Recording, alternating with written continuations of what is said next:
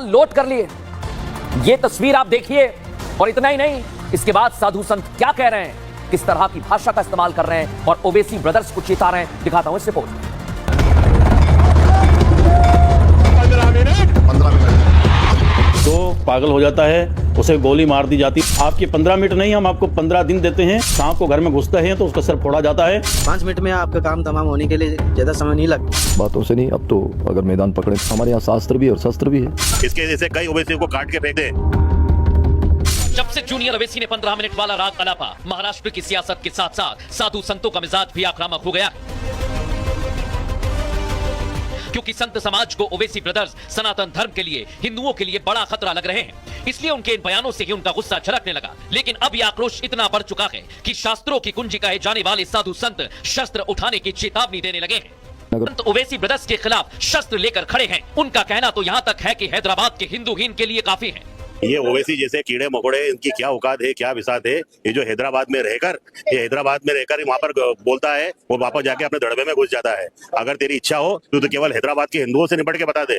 संदीपनी आश्रम के मुख्य पुजारी रूपम व्यास ने तो यहाँ तक चेता दिया कि सनातन को ओवैसी ब्रदर्स हल्के में ना लें, जरूरत पड़ी तो मारकाट पर संत समाज को उतरना पड़ेगा। आई ओवैसी बंधुओं के 15 मिनट वर्सेस साधु संतों के 5 मिनट पर आ गई है। संत समाज बेहद शांति प्रिय होता है, भक्ति में लीन रहता है, लेकिन अपने धर्म के लिए उतना ही कट्टर होता है। यूं ही सनातन पर कोई उंगली उठाए, ये साधु संत को बर्दाश्त नहीं। इसलिए तो देश भर के संत और नागा बाबा ओवैसी ब्रदर्स के विरुद्ध एकजुट हो गए हैं। तो एकजुटता यहां पर दिखाई। और आज की सबसे बड़ी खबर आपको बता रहा हूं, संत समाज अकबरुद्दीन की लगातार मिल रही धमकी को लेकर कह रहा है कि अब 5 मिनट दीजिए और सारी धमकियों का अंत कर देंगे। लेकिन संत समाज, आप देख रहे हैं ना कौन कौन से संत मैदान में आ गए।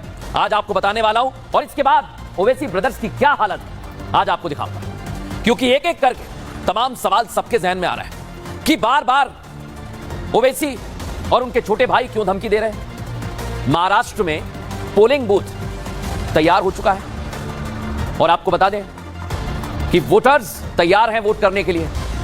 सिर्फ 11 घंटे बाकी हैं जब वोटिंग होगी, ईवीएम में किस्मत लॉक हो जाएगी प्रत्याशी की। लेकिन महाराष्ट्र विधानसभा चुनाव में जाते जाते कुछ ऐसा रूप ले लिया है कि आक्रामकता के स्वर उठने लगे।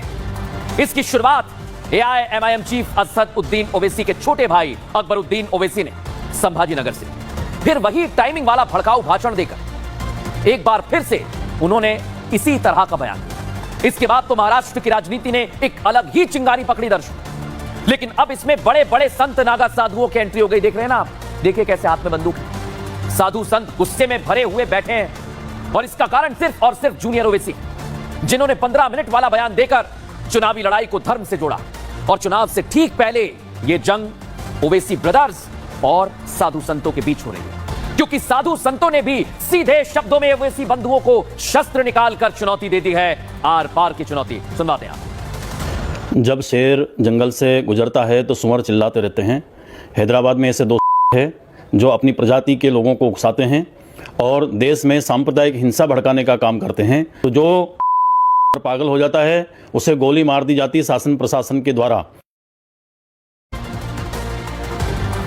तो देखा दर्शकों, आप सीधे धमकी दे दी।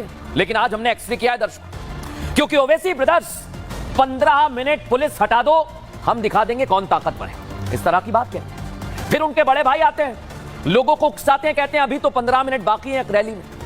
क्या पुलिस को केवल हमसे ही मोहब्बत है क्योंकि उन्हें